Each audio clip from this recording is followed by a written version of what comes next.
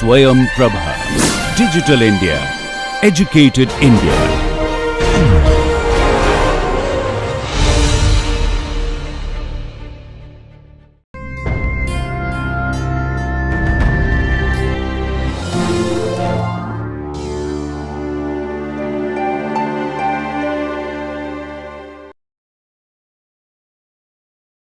Now, in the example which we discussed, we introduce another term called rotation. More formally, it is called rigid body rotation. Why is it rigid body rotation? The body as a whole rotates, which is something similar to your rigid body mechanics which I have studied earlier. When the body rotates, there is no internal strain, stress, nothing, it just rotates, that is all. Okay? That is why it is called rigid body rotation, because the entire body rotates, there is no relative movement between any two points in the body, okay? Which means there is no strain, there is normal strain, there is no shear strain, which means other way of putting it is the body does not undergo any deformation. When we say deformation, what did we say? Change in length, change in angle, no change in no deformation at all, which means that you need not worry about deformable bodies. It is just a rigid body, and that is why more formally called as rigid body rotation.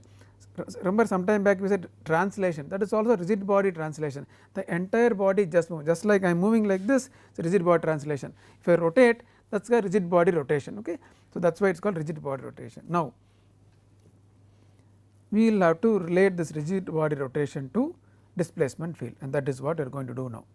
That is easy, because already we have got all the expressions at hand, a small sign has to be incorporated. Okay? Let us see how do we do that. Now, rotation of line segment PQ, moment you talk about rotation, remember some time back we talked about moment balance, immediately we chose an axis about which you would take a moment. Similarly, here you are talking about rotation. So, when I say rotation, what is the axis about which I talk about rotation? In this case, the plate lies in the xy plane, so which means my axis of rotation is along the z axis. Okay? So, rotation of line segment PQ about the z axis. Okay? What is that? That is alpha, that is the rotation of line element PQ. How do you represent? How do you represent? The nomenclature used is omega, okay? And it is about z axis. So, subscript z for the line element PQ. So, the nomenclature for rotation is that omega and about z axis. So, z for the line element PQ, and that is equal to alpha, that is very clear, the rotation is alpha from the figure, and we have shown that alpha is given by dou uy by dou x. Remember, this rotation is also, the way in which I written is also a point form expression. We have related alpha to this as a point form, because we made delta x tending to 0, delta y tending to 0, q tending to p, r tending to p.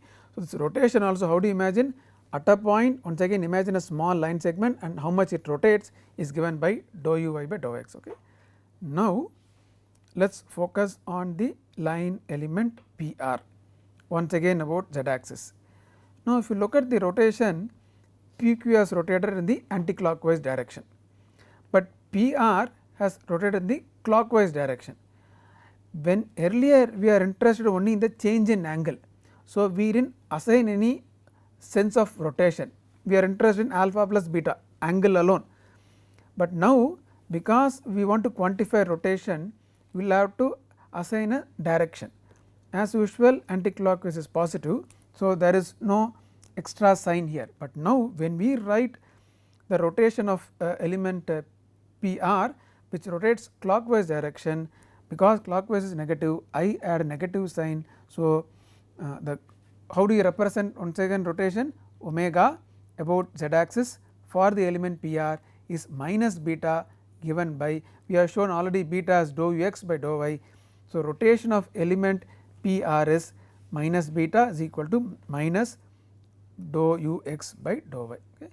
We assigned a sense of direction. Now, earlier we are interested only in the difference between PRQ and PR star Q star. So, we are interested only in alpha plus beta, we need not worry about sign, but now we have talked about rotation, how PQ rotates, how PR rotates.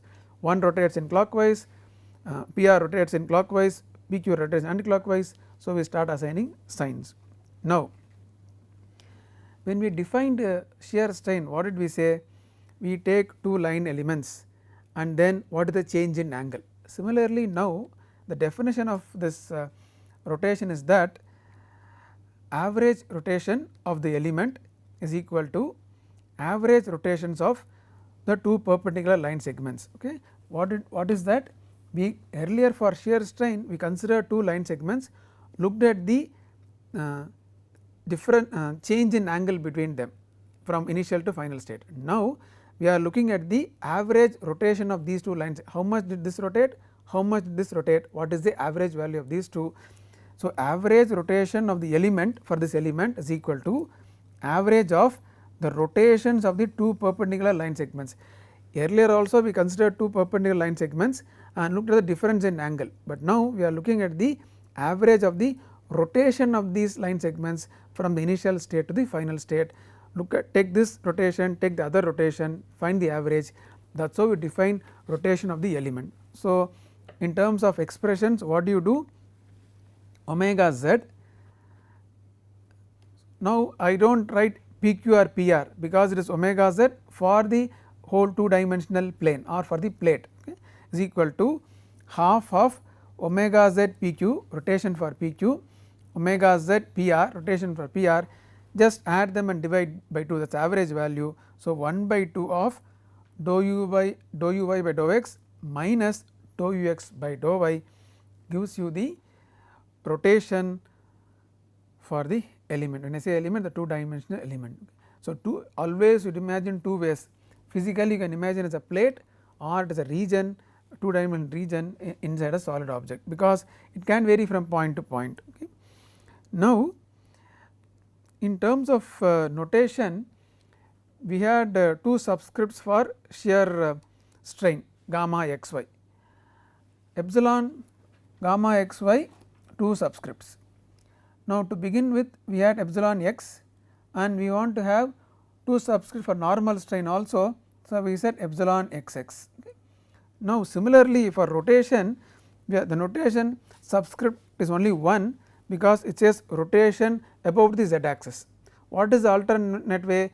Rotation in the xy plane. So, that every term will have two subscripts. So, this tells you rotation in the xy plane, this tells you rotation about z axis, equivalent way is rotation in the xy plane. So, omega xy is equal to omega z. So, this is the nomenclature which we will use, of course equal to the right hand side expression. So, as we have done for normal strain, shear strain, we have related the rotation, rigid body rotation in terms of the displacement gradients. Once again these two gradients are very well known, they are known to us, we have already seen, but subtraction and division by 2 gives a physical significance, namely the rotation. Okay. So, let us summarize all of them and also write for other directions, that is this slide. Normal strain we discussed normal strain or derived normal strain for a line element along x axis. Similarly, you can write for y axis and z axis, line elements along y axis, z axis. Shear strain we consider two elements which are along x and y axis. Similarly, you can consider along y and z axis, z and x axis. So, gamma xy is equal to dou uy by dou x plus dou ex by dou y, just symmetrically replace variables. Okay. Symmetrically replace variables, of course normal strain was very easy, xx was replaced by yy or x replaced with y, very simple. Okay. X replaced with y and then x replaced with y. What do you do here? Once again dou gamma xy is given by this expression.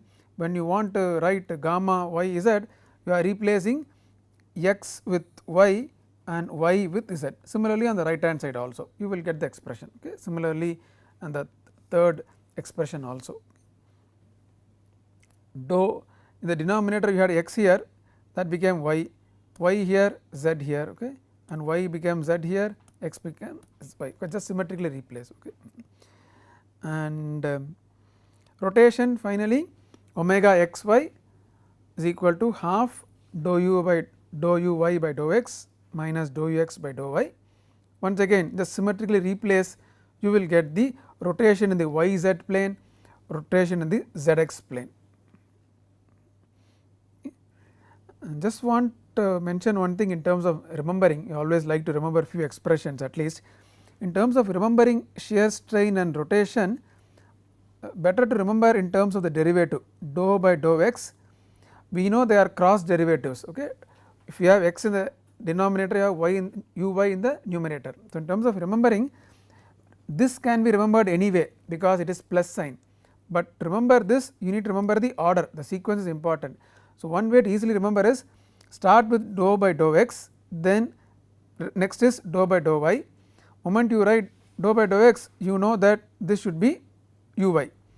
If it is y, you know this should be x. So, that way you will not make any mistake, and of course, once you know that shear strain, remember that is also followed in writing this way.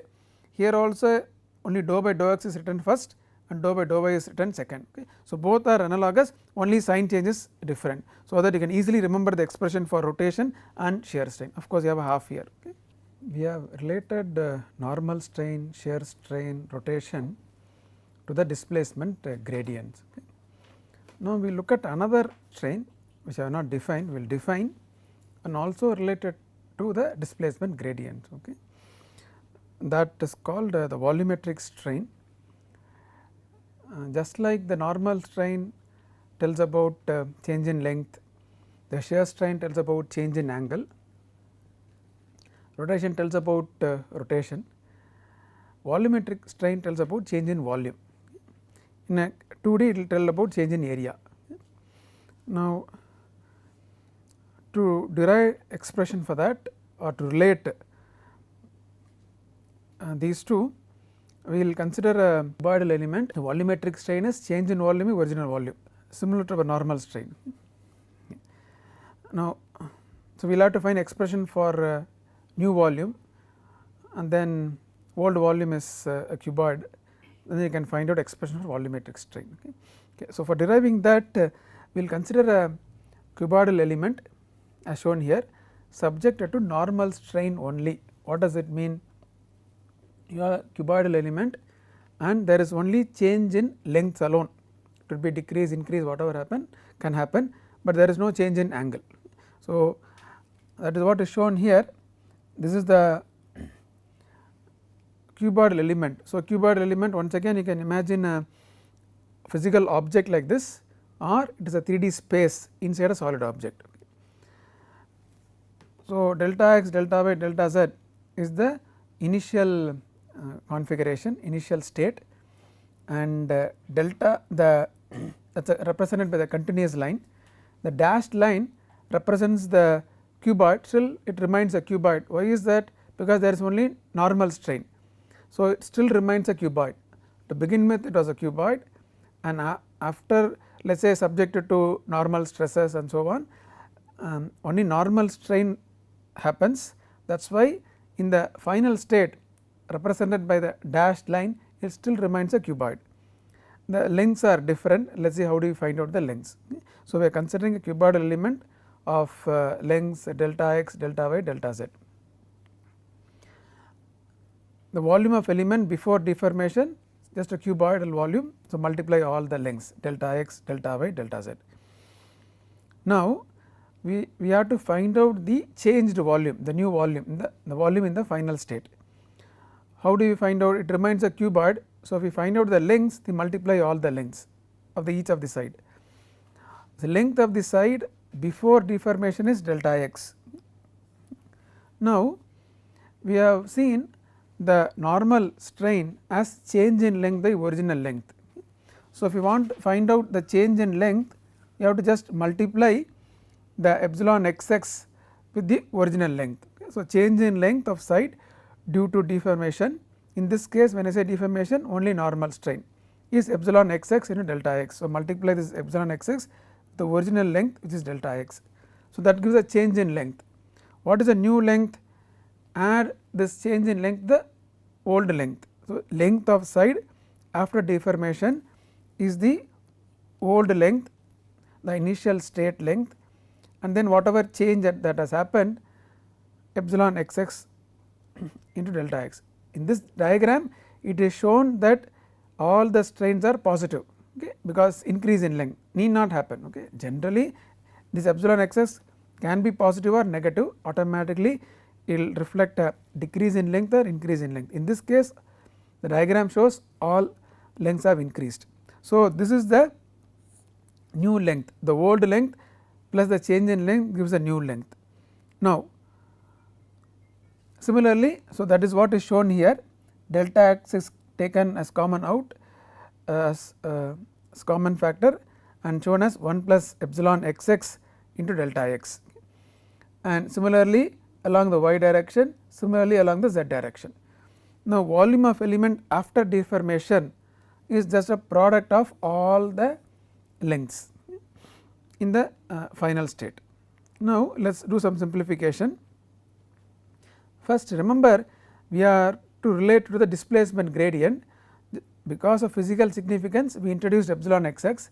Now, we will replace this epsilon xx with dou ux by dou x, similarly epsilon yy with dou uy by dou y, similarly in the sz direction.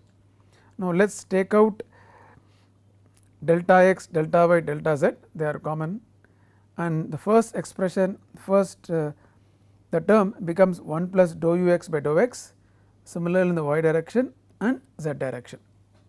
Now, we will have to multiply all this. Now, when we multiply, what we do is we neglect all the terms which are squared, third, second order, third order, etc. Why do we do that? Remember, all our discussions are under the infinitesimal strain theory.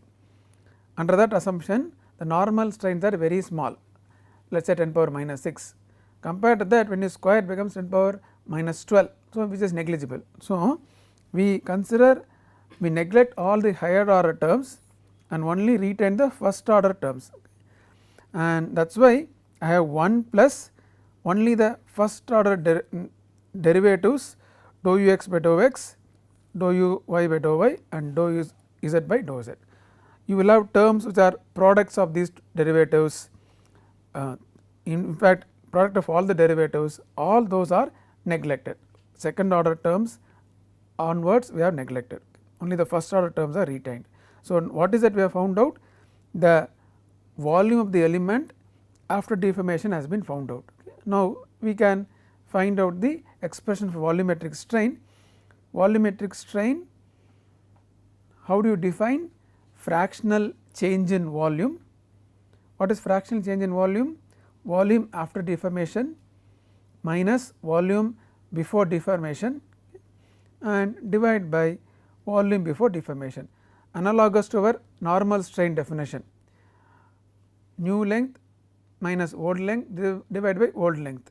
Similarly, here volume after deformation minus volume before deformation divided by volume before deformation. Okay. Now, let us express them in terms of our variables.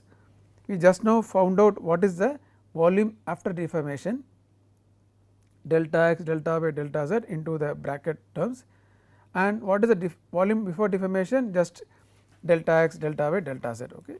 So, now delta x, delta y, delta z cancels out, and then you will have one minus 1 here, and that cancels with 1, and what is remaining is the sum of these derivatives dou ux by dou x, dou uy by dou y, dou uz by dou z, and which can be represented in terms of our gradient vector as divergence of the displacement field. Okay. So, once again we have come across these terms of just gradients earlier, and in terms of our displacement gradient tensor, those are the diagonal elements. When you sum up, you get a nice significance, physical significance, tells you the fractional change in volume. So, del dot u, the divergence of the displacement field, one way is look at as divergence of displacement field, other way is look at it as tells you the fractional change in volume. Okay. Now, when we started the derivation, we said there are only normal strains. what happens if you include shear strain. If shear strains are also considered, no contribution to change in volume, still you will get the same expression. The reason is they will only contribute to the higher order terms. Okay. We are not discussing that. If you include shear strains, meaning change in angle, the the final result will still be same. The final result will be still be same, that is the fractional change in volume will still be same. Reason is you will have terms here, additional terms because of the change in angle, but all of them will be higher order terms only. Okay. That is why it will not contribute towards the final expression. Conclusion is that only normal strains contribute towards volume change within our infinitesimal strain theory. Within our assumption, if I have an object and if there is a change in angle, volume still remains same, but obviously if there is change in length, there is going to be change in volume. Okay. Conclusion is that only normal strains contribute towards volume change. So, what we have done here is introduced another strain, namely volumetric strain, and which is fractional change in volume, and derived an expression relating volumetric strain to the displacement gradients. They are nothing but the sum of the diagonal elements of the displacement gradient tensor. Okay.